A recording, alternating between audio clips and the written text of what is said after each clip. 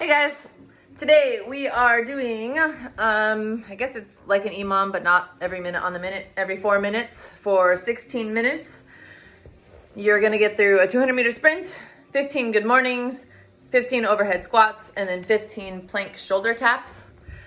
So 4 minutes should give you enough time to get through all that, plus a little bit of remaining time for a rest. So we're aiming for about 3-ish minutes of work and then the minute of recovery time so that you can hit that next round with intensity. It'll be 4 rounds, right? Because it's 16 minutes.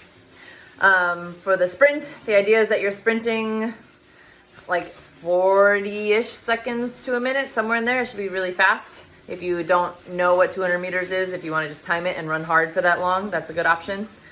15 good mornings, right? We're working on the hip hinge. So feet about hip distance apart.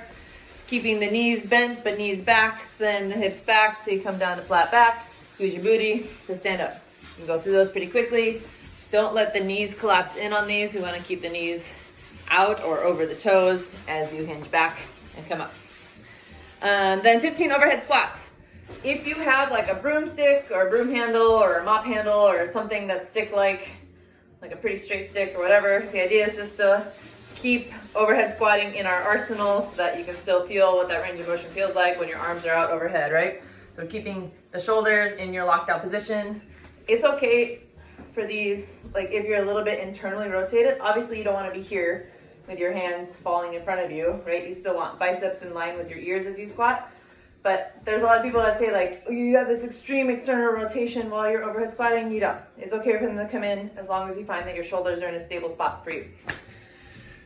So after those, you come down to plank shoulder taps.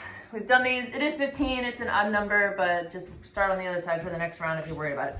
So coming down, pressing the ground away.